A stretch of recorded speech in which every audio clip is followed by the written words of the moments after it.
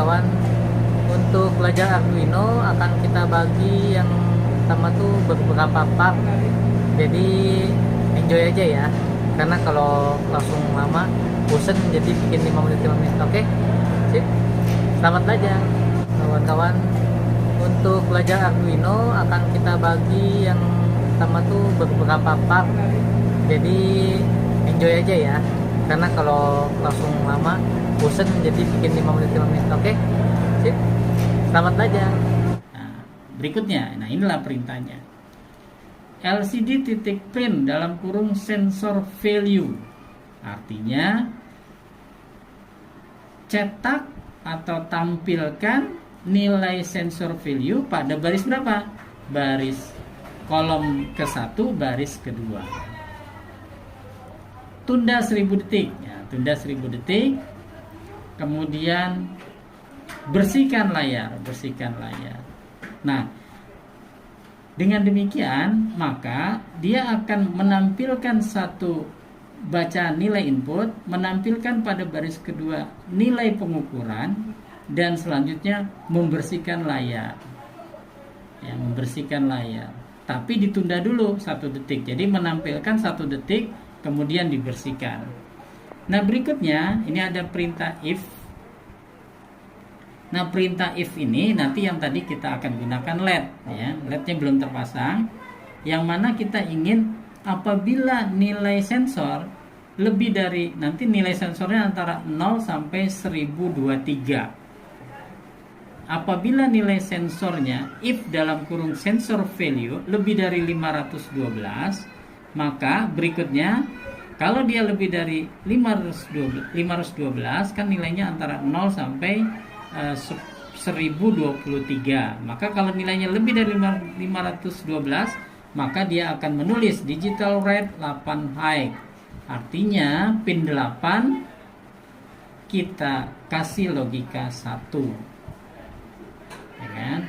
Kalau lebih dari 512, kalau tidak lebih dari 512, maka else. Ini di else. Jadi perintah if ini berpasangan dengan else. Jika sensor nilainya lebih dari 512, maka dia akan memberikan pin 8 dengan logika high dan sekaligus meletakkan set kursor 5,1. Artinya letakkan kursor pada kolom 5 baris kedua. Kolom 5 baris kedua dengan bacaan LCD print hore nyala gitu. Jadi kita buat kalau dia nilainya lebih dari 512, maka akan keluar bacaan hore nyala yang dibarengi tadi dengan nilai sensornya yang sudah kita tulis di atas. Kalau tidak, maka digital rate 8 low. Artinya yang tadi LED-nya kalau dia lebih dari 512 dia akan nyala, kalau kurang dari 512 pin 8 akan low atau diberikan logika 0 sehingga lampu tidak menyala. Kemudian dia akan berulang lagi ke atas gitu. Berulang lagi ke atas, kemudian dibaca lagi ke bawah, berulang lagi ke atas. Jadi baris 22 sampai baris 37 akan dibaca terus-menerus dan dilaksanakan terus perintahnya. Sehingga kalau kita merubah nilai potensiometer, tentu nilai pada baris kedua akan ditampilkan berbeda karena setiap 1 detik, di sini ada delay 1 detik, lebih kurang 1 detik, nilai itu akan dibaca per 1 detik. Dengan mengubah nilai-nilai delay ini, maka nilai-nilai pembacaan juga bisa berubah waktunya. Oke, sekarang bagaimana kalau ini kita praktekkan? Tapi sebelum kita praktekkan, tadi ada satu tambahan LED yang akan kita pasangkan. Satu ke ground. Kalau groundnya sih banyak dia ya, ada 3 nih. Nah, jadi masalah tegangan 5 voltnya cuma ada 1.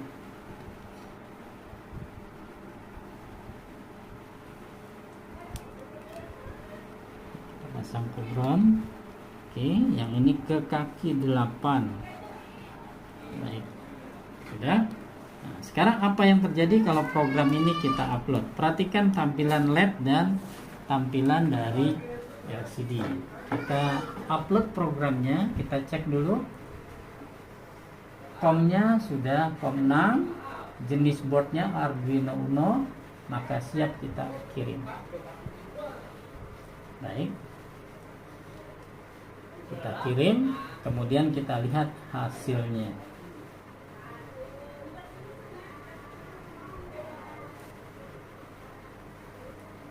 Ya.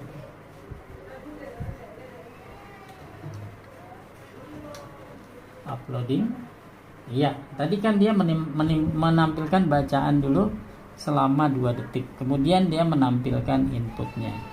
Kita lihat ya. Dari pertama dia akan menampilkan nama dulu, sekedar bacaan nama, kemudian baru mengukur nilai inputnya pada A1. Kita reset lagi supaya program mulai dari awal.